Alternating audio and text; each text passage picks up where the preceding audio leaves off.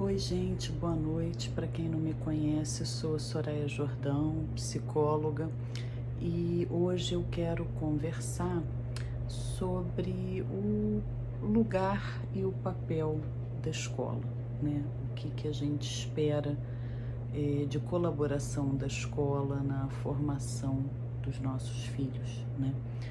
E eu queria pegar como base, assim, para a gente poder pensar o caso que vem sendo noticiado pela mídia de uma menina negra chamada Fatou, estudante da escola do Colégio Franco-Brasileiro, que sofreu, né, crime de racismo por um grupo de meninos da escola. Esses meninos usavam um grupo de WhatsApp para falar coisas hediondas, né, e também atacá-la, né? Falar do comércio de negros e coisas mesmo dirigidas falando dela especificamente, né? E obviamente de imediato a gente pensa, né, que a atitude possível para esse caso é a expulsão desses meninos, né? Pelo menos a meu ver, para que esta menina possa continuar estudando na escola que ela já estuda há bastante tempo e na qual ela não cometeu nenhuma infração que a impossibilite de continuar. Obviamente a gente acha, né, que para protegê-la, eu pelo menos acho, é importante que esses meninos saiam da escola, né? E aí, quando a gente pensa na expulsão, eu pelo menos acho que é também, né, a possibilidade desses garotos terem a chance, né, de sofrer simbolicamente uma ruptura, né, que os permitam se reinventar, né? Porque se esses meninos têm uma sanção leve, do tipo uma advertência, uma suspensão, um pedido de desculpa no grupo, isso não resolve o problema, né? Porque o que eles fizeram foi muito grave. E as medidas disciplinares na escola, elas obedecem, né? Elas são compatíveis com a magnitude do ato. E o que esses meninos fizeram com essa menina negra, né, é uma violência atroz. E não tem, por exemplo, como a gente pedir para uma pessoa que é violentada continuar na casa morando com o agressor, porque o agressor prometeu que não vai mais violentar. Aí vocês podem falar, Soraya, mas você está comparando uma violência sexual com a situação do racismo? Sim. Quando esses meninos dizem que esta menina não é humana, quando esses meninos coisificam essa menina a ponto, né, de valer o preço de um papelão, a violência que esse dito promove na construção subjetiva dessa menina, né, isso é de uma dor, isso é de um impacto que eu acho muito pertinente comparar com qualquer tipo de violência hedionda, né? E acho que esta menina tem que permanecer no ambiente que é o ambiente que ela estava, que ela tem os colegas dela, que ela tem as relações dela, né? E nós, enquanto pais brancos, pais negros, os pais, qualquer pai, tio, padrinho, madrinha, avós, né, padrasto, madrasta, responsável, a gente precisa pensar se ao facilitar, né, a condução do caso ou abrandar a situação, se a gente não está expondo todos, inclusive esses meninos. Essa menina, ela precisa não estar no mesmo ambiente que os agressores, porque uma desculpa, um trabalhinho de grupo não vai resolver. ela foi exposta, né, de uma forma vil. Não tem como ela poder lidar com isso, nem ela, nem nenhuma pessoa que sofre uma violência como essa, né? Para esses meninos, se eles têm uma suspensãozinha, né? Que a suspensão ela tem função para outras atitudes, mas para essa, para a gravidade dessa, não, né? Uma suspensãozinha primeiro empodera o discurso racista, né? Porque aí é só pensar que qualquer coisa são 2 dias em casa, 3 dias em casa, né? Então eu acho que a expulsão, né, desses meninos, né, essa solicitação de que se retirem, né, seria importante sim, para que esses meninos pudessem perceber, né, a gravidade do seu ato e, na busca de uma outra escola, possa reconstruir, né, o seu lugar do discurso social, possam elaborar, né, novos laços e quem sabe até conseguir se vincular. Porque quando esses meninos falam o que falam sobre essa aluna, sobre os negros e sobre os índios, não pensem vocês que outros escaparam. Vocês acham mesmo que esses meninos recebem afetuosamente os gordinhos? Você acha mesmo que esses meninos têm uma brincadeira sadia com os que têm espinha, com os que usam óculos, com os que têm dificuldade na aprendizagem, com os que têm necessidades especiais, com os que não têm o corpo ditado como valorado por esse grupo? E aí, quando esses meninos são capazes de agredir, né, dessa violência verbal e simbólica a uma aluna, todos os outros que estão distribuídos por outros grupos minoritários, os meninos que são considerados gays porque não gostam de futebol, né? Se o seu filho não é bom no futebol, sofre represália, é zoado o tempo inteiro, né?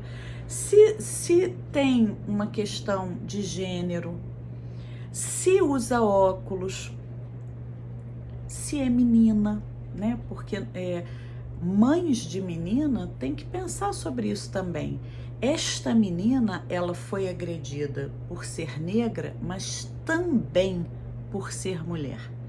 Então, o caso da Fatô é um caso de todos nós. Porque primeiro nos interessa saber também de que time o nosso filho, nossa filha faz parte, né? Do time desses que violentam, que agridem, péssimo, não estão protegidos porque estão se desumanizando e isso tem consequência lá no futuro, né? Porque esses que se desumanizam supondo-se, né, os melhores, a supremacia, a elite, né, da turma, vivem esmagados pela competição de sustentarem esse ideal de perfeição que é uma ilusão. Não diferente, as meninas também. Quantas estão por aí se cortando, comendo e vomitando porque não atendem ao padrão desse tipo de grupo? E aí, pelo pavor de ser a bola da vez, tenta se formatar para caber nesse ideal. Então, quando a escola, né, se a escola decide pela opção mais simples, né, se a escola decide fazer com que as coisas fiquem no raso, todos pagaremos por isso. Os meninos, né, os agressores, porque terão o empoderamento do seu discurso e aí a ilusão de que de fato estão no caminho certo.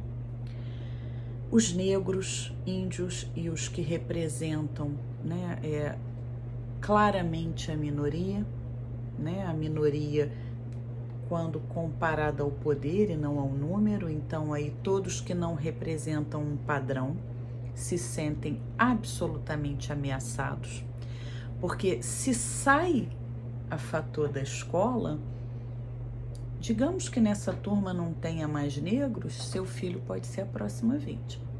E você acha mesmo que quem tá lá e que é gordinho e que não tem o padrão de beleza que é valorizado e que é branquinho, mas não tem o cabelo bom, você acha mesmo que eles estão tranquilos? Não, eles estão apavorados, eles ficarão apavorados, porque se sai a menina, alguém tem que ir para esse lugar, porque há a necessidade, né, de escárnio de um outro para sustentar uma alegria.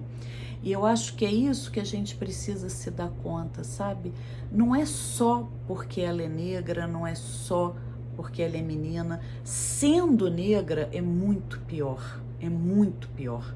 Mas é porque também não se lida com nada que não represente aquele ideal.